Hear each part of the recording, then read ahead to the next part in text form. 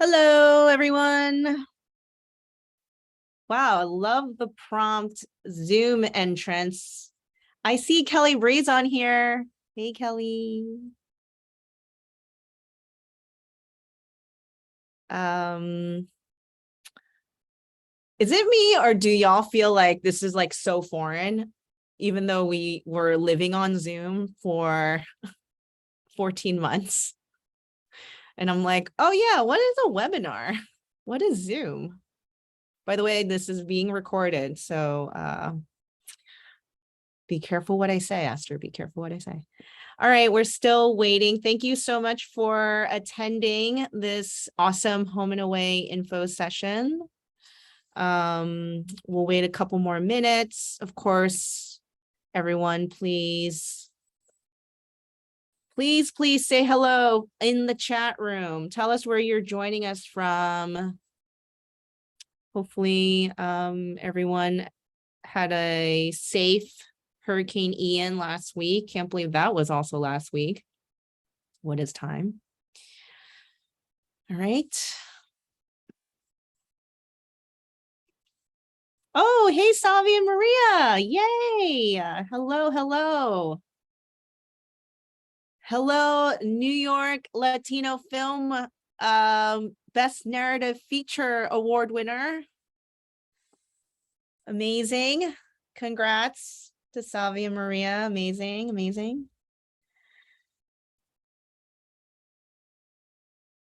All right. Who else is in the chat? Don't be shy. Tell us where you're logging in from. Say hello to your fellow virtual friends and artists in this awesome home and away info session as we wait a little bit more. Anyone else? Anyone want to send me like an emoji? Like an ice cream emoji or something? No? No emojis? No one wants to send me an emoji? Okay. All right, I get it. It's happy hour. Anyone want to send me a beer emoji? No? Okay. Ooh, olives. Thank you. Ooh, avocado. Nice. Oh, I got a cool little, what is that? A-OK sign. Thank you. Oh, hello from springy Miami. You mean Miami Spring or meaning spring Miami? It is very nice today, I must say, for those that live in Miami. The weather has been amazing. Hello, Drew. Okay, please don't text and drive, Drew, but thank you for that. Yes, for those that live in Miami, it's starting to turn. This is our turning season. We're starting to get less humidity. So we're very excited for that. Okay, I think we're good. We have some really active members here. All right, so let's start. Full disclosure, this is being recorded and will live on the interwebs for those that weren't able to tune in live. You guys can, of course, see this evergreen moment. My name is Esther Park. I am the VP of Programming here at Oolite Arts. So wanted to thank you all for joining our home and away info session. So I'm going to do a quick share screen. So bear with me. All right, let's do slideshow. Okay, I'm assuming everyone can see this. Yes? Say yes in the chat. Yes, okay. All right, so going back, home and away. As you know, home and away is our inaugural program at Oolite. We launched, I want to say 4 years ago. And we knew that one of the biggest needs for a lot of our Miami-Dade artists is the need to get out of Miami, right? As you know, we have such an amazing artist ecosystem here in the city, and no better chance to kind of further your practice and further your career is to essentially get out of Miami, maybe further your practice in other cities, meet other artists, connect with other curators, really get your name outside of outside of your home city. And we knew that was super important for furthering one's career. And so this idea of Home and Away came about. And we have partnered with some of the country's greatest artist residencies. And we're happy to say that we are going to launch a brand new partnership at MoCA, which happens to be, I believe, the largest contemporary art museum in the country. And we have a very special guest from MoCA that will be joining us later in the info session to answer all your questions about their program. But that is our big new partnership for 2023. So this is our Home and Away. Again, the opportunity is for Miami-Dade based visual artists and filmmakers. And so again, you must be a resident of Miami-Dade to apply. And once accepted, you will, of course, get 5 weeks in whatever desired program that you get accepted for, as well as Oolite covers all of your travel expenses as well as housing. And we give you a $500 week stipend. So that is the kind of the back end economics. All right, our first offering, it's like a hotel, it's like amenities. Our first offering is Anderson Ranch. So for those that know Anderson Ranch, we actually did a big takeover the last 3 years at Anderson Ranch, where we took 14 Miami artists and they essentially took over the ranch for 5 weeks in the snowy mountains of Colorado. In fact, I believe some of y'all who are in the chat have been lucky to participate in the Anderson Ranch Home and Away program. This year in particular is different. We are only sending 2 artists. So that being said, for those that want to experience snow and 12,000 feet of elevation and the amazing, amazing facilities that Anderson Ranch has to offer, please apply. Of course, you can find out more information about the ranch. The ranch has been around since 1981, I believe. It's one of the best visual arts residencies in the country. It's located in Snowmass Village, which is essentially Aspen, Colorado. And again, amazing facilities, and just you're essentially in like a Hobbit world. That's all I can say. You're like in Lord of the Rings. It's just beautiful. So so that's Anderson Ranch. The dates are February 1st to March 8th of next year, and we are only sending 2 Miami artists during that time. Oh, so this is a big one. Again, I mentioned earlier, we have a special guest from MoCA later today in this info session that will be joining us to talk about this new program. But this is the big takeover that we're doing. MoCA, of course, is the legendary mill town out in North Adams, which is on the border of Vermont and Massachusetts. And it was converted into by far the largest contemporary art museum in the country.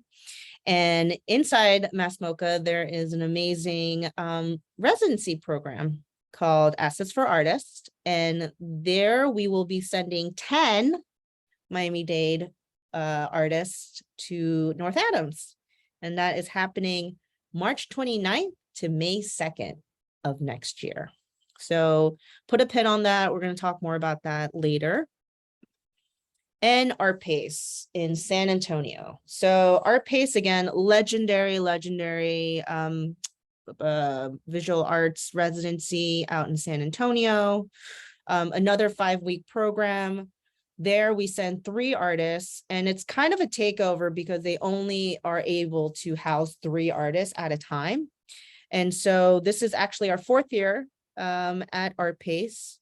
And yeah, the dates are March 27th to May 1st. So essentially the same 5 weeks, give or take, in the spring of next year. So again, key dates: Anderson Ranch, Art Pace, and MoCA. More information, of course, on how to apply is on our website. And we have a very special virtual office hours with our very own Amanda Bradley, our senior programs manager, tomorrow from 2 to 5. I believe there are some slots available, so please visit our website so you can kind of fill in your slots. And that's just kind of one-on-one questions that you might have that Amanda can kind of guide you. Also, kind of pro tips on the application itself. Okay, so I will stop share screen. And yes, we are answering questions, so please, I know there is a Q&A in the chat. So you could ask your questions in the chat or use the Q&A function below to send in your questions, and we'll get that at the end of this info session. And so, Carolina, would you like to virtually join our info session? Hello, Carolina. Hello. Can everyone see Carolina? Yes, hear Carolina. Yes, yes, yes. Okay. Carolina is the studio manager for Assets for Artists at MoCA. She's also Floridian, yes? Did I get that right? Yes, originally from Orlando. Ooh, yay. Yeah. And prior to that, she was the studio manager for Elsewhere Studios in Colorado. So there's like a weird Anderson Ranch, Colorado connection happening. But so we're really excited to have Carolina. For those that are applying and get lucky, you know, crossing fingers you get accepted, you will be interacting with Carolina a lot. So I know you have a short presentation too to talk more about MoCA. So yes. Let's see. All right. Thanks, Esther. Hi, everybody who's joining in. Yeah, like Esther said, I'm the studios manager here at MoCA, running the residency program since mid-February. So I'm going to share a slideshow I made, and also happy to answer any studio specific questions afterwards. So here's the same beautiful aerial picture during fall of MoCA. So the studios at MoCA is run by a department of the museum called Assets for Artists that also does lots of workshop and professional development opportunities for artists, specifically artists in Massachusetts, Connecticut, and Rhode Island. And then also a branch of that department is our residency program that's been around for 5 or 6 years now, hosting around 10 artists a given session. And we're open to visual artists and writers inside the museum campus. Also, can everyone see it? Everyone see my screen? I can see it. Yes, okay. Looks beautiful. Great. So just a little bit more information about North Adams in case people haven't been to the museum before, or Massachusetts. So North Adams is on the western side of the state in the Berkshire Mountains. It's like a mid-sized city, got a lot of interesting history. There's been multiple different types of industry in this town that kind of like come and gone and come and gone. And now I think there's about like 13,000 people here. Don't quote me on that. But it's a really beautiful area with lots of nature and hiking. The Appalachian Trail goes through here, and there's a lot of art and creative communities, farms, local businesses.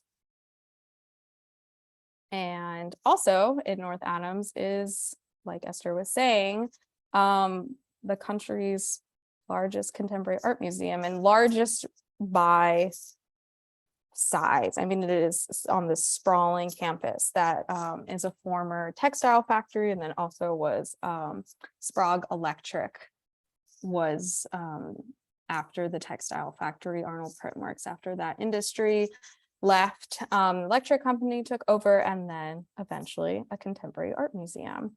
And it is a really unique space in that it doesn't hold a lot of private, it's not a private museum that holds, you know, long-term collections. It's a revolving space that is very experimental. You know, for example, we are going to be having a upcoming exhibition this fall where there's going to be a roller coaster built into the museum. So it's really cool to see all the different ways the curators have these collaborative relationships with the artists that really make their art sort of in response to this big museum. And so there's artists like James Turrell, Louise Bourgeois, Solar Wit, and those ones are a little bit more long-term. And, you know, as this says, there's like lots of different music, sculpture, dance, film, painting. We have a performing arts department within the museum that brings a lot of amazing shows. We have music festivals and sprawling galleries, which it is one of the coolest resources, I think, of the residency too, is that artists receive membership access to the museum during their residency here. So during museum hours, artists can just pop into the galleries and wander around when they need a break from their studios, or, you know, they just need to walk around. And so it's kind of a cool way, because seeing this museum all in one day is almost impossible. So it's cool to just like be able to take it in chunks and have that kind of a different relationship with the galleries and exhibitions. So a little bit more about the residency and facility. So we are on the museum campus. We're kind of like off, we're in a building off the main museum. And we have 10 studios. So we have 6 studios in one building and 4 in another building that also houses the print shop. So we have a printing press for printmaking, and then we have some looms as well. We have one room that can be kind of converted into like a DIY dark room space for certain types of like photo developing. Besides that, we don't have a lot of equipment, so that is something to consider in your proposal, depending on what kind of artist and what kind of process you have, because you can see in this like right side photo that some of the walls don't go all the way up to the ceiling. So we are more of a quiet studio space, and don't have like a wood shop or anything. So a lot of artists just kind of morph their project to be able to fit within the studio spaces. And they are all different sizes. They look a little different, but in general, you know, we've got white walls, tables, chairs, shelves, and just like an open floor plan. And then people can kind of move things around how they see, but artists receive 24-hour access to this space. And then the apartment is across the street from the museum. And there's, maybe someone can drop it in the chat, but the link to the facilities page on our website has a lot of photos and a walk-in video of the apartment, so you can see the layout of the apartment. Like I said, we host 10 artists at a time, so we have 3 apartments. So separated into those 3 apartments, we can house the artists. So everyone receives their own private bedroom, but share a kitchen and bathroom in a common space. And yeah, we accept all different types of artists. We're open to different types of proposals: painters, sculptors, installation artists, fiber artists, though emphasizing, you know, the point of the practice needs to allow for, you know, working quietly. And we also have different opportunities to share your work. You know, people definitely take this time to focus and hunker down and experiment, but there's also options for group field trips. We have optional studio visits from MoCA curators or local curators in the different art institutions around the area. And, you know, also just some type of cultural field trip that we plan as part of our programming throughout the residency session. And then we've recently started slideshows between the artists and museum staff a couple times during the session. So that way people in the residence cohort can better understand who they're sharing space with and learn about their art. And then we also have an open studios event at the end of the residency program, which is open to the public and a good chance for artists to also open their doors and have conversations with museum staff and local people who come and wander through the studios. So this is a couple pictures of people working in the museum or in their studios. And here's just a quote.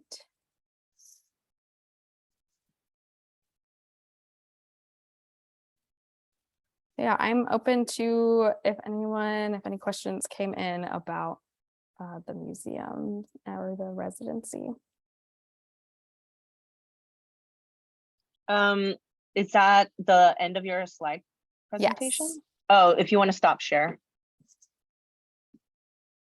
Okay, great. Thank you, Carolina. Thank you. We have a couple questions. Also, quick reminder that very important, the due date for this call is October 18th. So that gives you about 2 weeks or so to apply. And we made it very, very simple, easy, accessible. If you wish to apply for just one, just two, or all three, you could kind of like check off the box in Submittable. That is the platform that we always use for all of our open calls.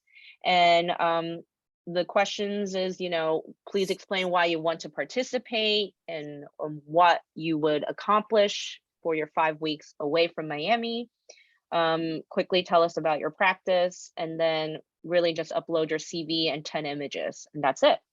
So we really wanted to make this super straightforward for our artists to kind of apply. And again, if you're very focused on, let's say I just want to go to Anderson Ranch because they have this amazing, pottery facility, then please state that in your application. But if it's something that's more ethereal and you just kind of want to, further your practice by just getting outside of the city, and you want to apply to all three, please state that in your application as well. So wanted to put that on there. And let's see, we do have a couple questions. So let's take it for, another thing I did want to bring up. For those that have gotten accepted into the past Home and Away program, so whether that's an Anderson Ranch or Art Pace or oh my God, I'm blanking out. Atlantic Center for the Arts, which is actually not an open call, it's more by nomination. You can apply to MoCA because it's a brand new program.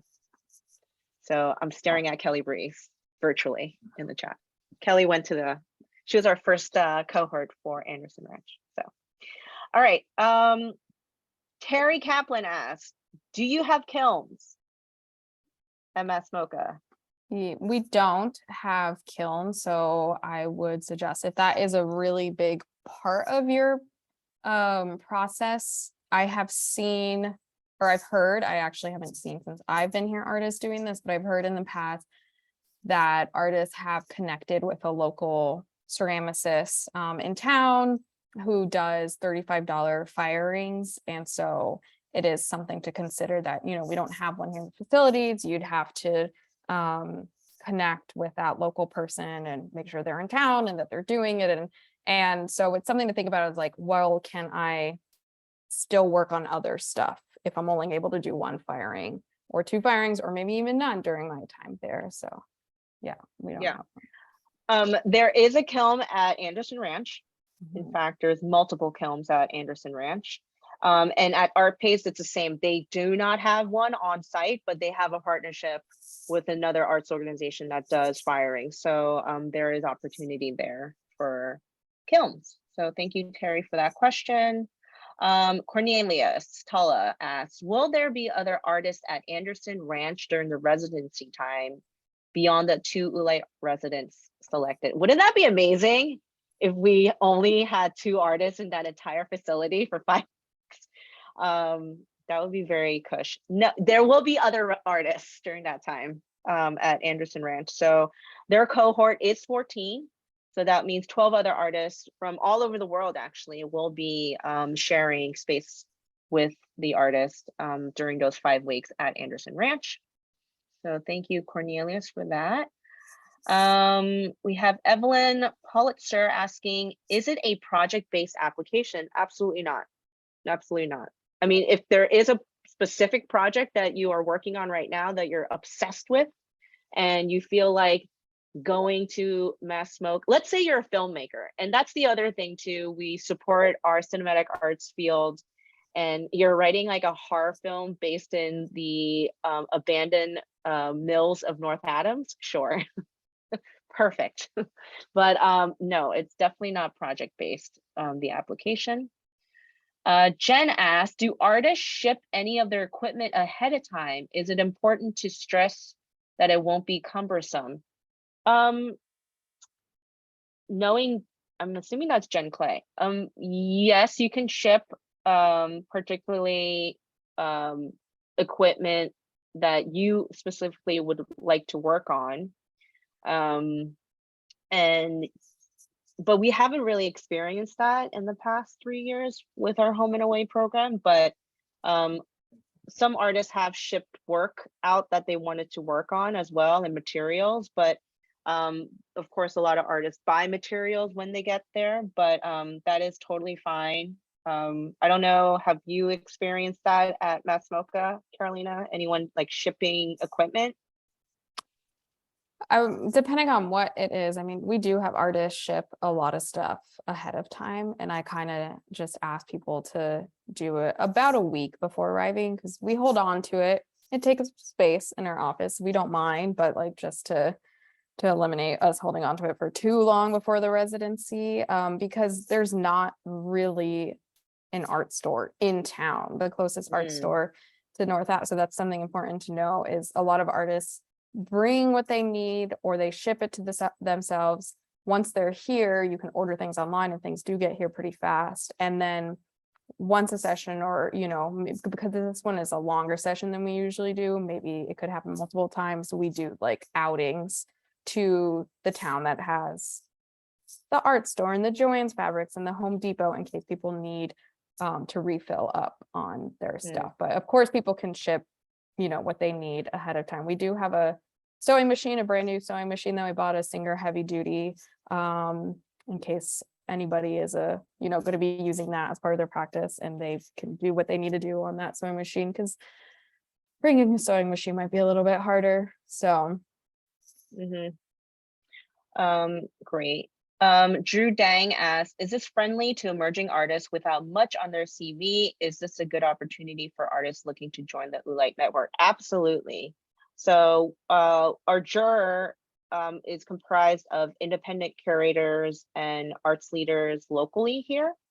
So we try to do our best to kind of do this alchemy, this magic per se, of trying to find the best groupings of artists with mixed disciplines, intergenerational, emerging, established, because we know how important, not only is it to, get out of Miami for 5 weeks, be in a new environment, explore, meet new people, but also to bond with one another. One of the biggest takeaways when we always do our exit surveys from our Home and Away program is just the immense friendships, like deep friendships that have been acquired during these kind of Home and Away programs. And so absolutely, I think we're really open to sincere applications that really genuinely, puts forth on why they feel like this opportunity would be a pivotal moment for their career. So yes. So apply, Drew. We'll be looking out for you. All right. Zeb asks, what candidate will benefit most from your Home and Away residency? Are there candidates that are best suited for the Mass MoCA residency? What must a candidate possess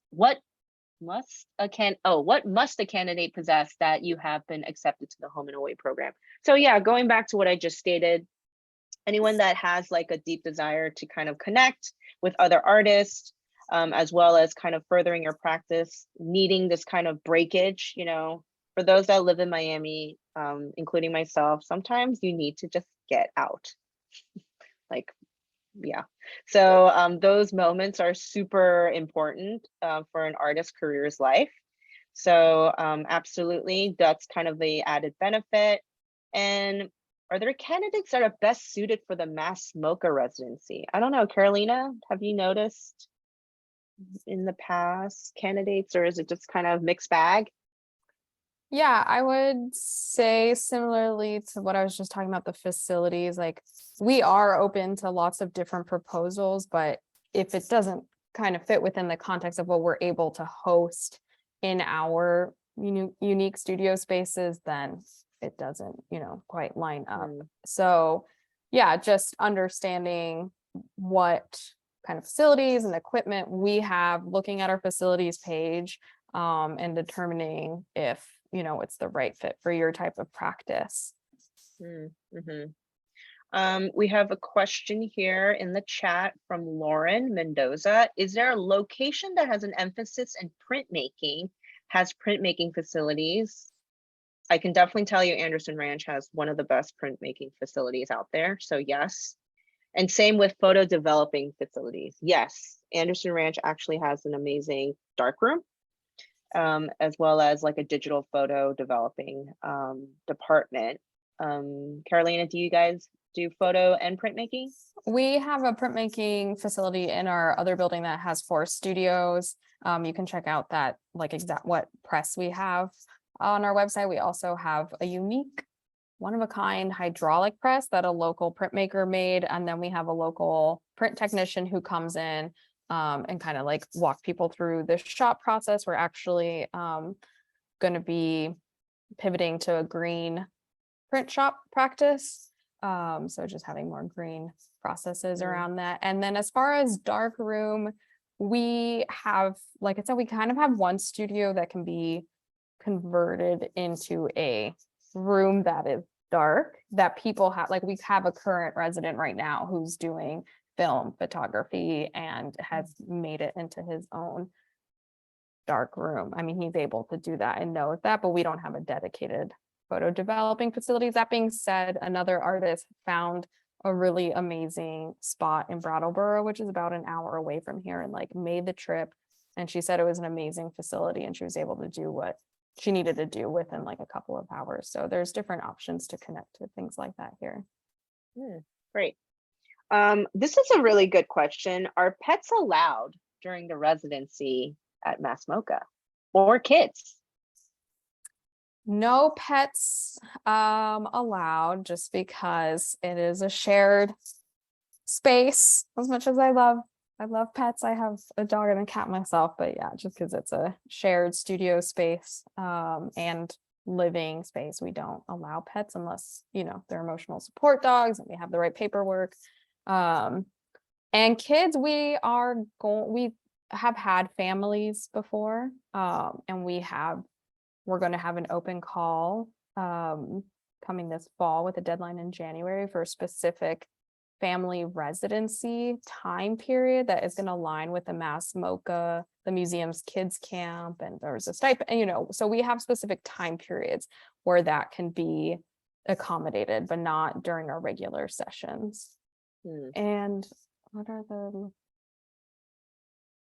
so at Mass MoCA, the living conditions are shared apartment spaces across the street from the museum. They're like very nice, like newly furnished, clean apartments, and a communal kitchen and living space. And like I said, there's a video walkthrough so you can see the apartments, and I think it just shows one apartment, but they're all basically the same layout. Great. Another question from Jen is, are there artist talks lined up at Mass MoCA that will line up with the residency? Good question. That's a good question. We will probably have, I'm assuming that you mean like outside artists coming in and doing artist talks. Yeah, we will probably have something like that now. We don't have it fully programmed out or know who that is, but yeah, during the Oolite residency, we'll do something like that. Yeah, and also what we try to do for kind of the big, cohort takeovers, we've brought outside curators to come and do studio visits and one-on-one meetings. If there's any master artists that are in town, we try to ask to maybe do a special talk for our artists, or gather and get like a grab and go lunch or that sort of thing. So there's like opportunities there. And I think what's so unique about the MoCA partnership is that it's also a world-class contemporary art museum. Mhm. So there's just so much activity that happens. It's not this like isolated residency in the middle of nowhere and all you're doing is practice, or making work. It's a full functioning, open to the public museum. So there's going to be a lot of activities, performances, music, that sort of thing. So that's kind of the twist of this MoCA partnership. We see another question in the chat. What would you recommend to include for the most impactful application?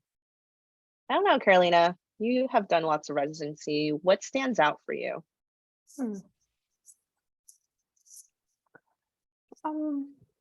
Yeah, I would definitely think sort of what Esther has been saying of just sharing why this opportunity and this residency, like what it means for you. Like, I've gone through a lot of applications and I can kind of sense more like general copy and paste type artist statements and proposals. So making it, really intentional and thinking about why you want to get out of Miami and do these different residency opportunities. Documentation of work is pretty important. So think about what your process is, and I don't really quite know how the application is done through the Oolite, but I always, recommend like just considering how how to represent your work the best possible way to show your best work. So yeah, agreed. All right. Oh, we have another Q&A. Can artists include public outreach during the residency at MoCA, like a group fabric dye activity? Yeah. Sure. Yeah. Sure. We can make something happen. We have a lot of different connections to the community. So depending on what people want, we can, with advance notice, we can make something happen. Cool. Any other questions? Speak now or forever hold your peace. Again, oh, we have another one. Again, very important due date, October 18th. What happens to work produced during the time at the residency? So it, of course, gets shipped back. The work is your own work. It's there's no ownership outside of that. It's just the work is created during the residency and is your work. So you could do whatever you want with that work, but most of the time the artist ships it back to their home studios. Right. Can oblige, am I reading there? Oblige residents that come to MoCA, can they later apply again to MoCA programs without Oolite? I think what Jen's asking is, wait, how do we decipher this? Jen, can you ask? Oh, can Oolite residents, got it. Can Oolite residents that come to MoCA, can they later apply to MoCA? Yes, I think so. Yeah. Yes, for sure. Yes. Oh, she's already plotting this family residency. Oh, yeah. Yeah. I mean, that deadline will be, or that open call for the parent residency is going to be opening in November, and the residency will be for August of 2023. But also, yeah, there's MoCA, the studios at MoCA offers a lot of different residency fellowship opportunities. So you can find a lot of that information on our fellowship and financial aid page, but it changes every open call. So Terry Kaplan asked, does Oolite offer these residency opportunities once a year? Correct, we do. And sometimes it shifts a little, changes a little. We might do a new one, new partnership, kind of like what we are doing with MoCA for 2023. But yes, this is a ongoing program that we are very happy to be offering as part of our support system for Miami artists. So yes. Okay, I think we're nearing the end here. How can we contact Carolina if we have further questions? Carolina? I will type my email in the chat. There it is.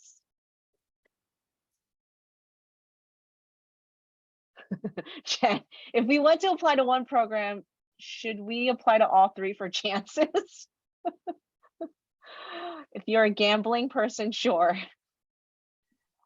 Honestly, I think what would be the most genuine, I always say it's all about intention. And if there is a particular residency that speaks to you, that in your deepest of hearts that you must go. I mean, I remember one applicant who did go, like being in the mountains were very important for them. So, and that application truly stood out to the jurors. So again, if it's something that is really tugging at your heartstrings and you're going through all of the motions and you're like, I have to be at Art Pace in San Antonio because I want to do something particularly involving, Texas and West Texas in general, or something of that nature, that will always set precedents, if that makes sense. So yes. But yes, you can all apply to all three too. And we made it very easy and submittable for that. All right, so yes, the Carolina's email is in the chat. Again, virtual office hours are happening with Amanda Bradley tomorrow. So please feel free to sign up. We have a couple available slots as well. Very important, October 18th, October 18th, October 18th. That is the deadline for all applications. And you could, of course, go on our Oolite website for more info.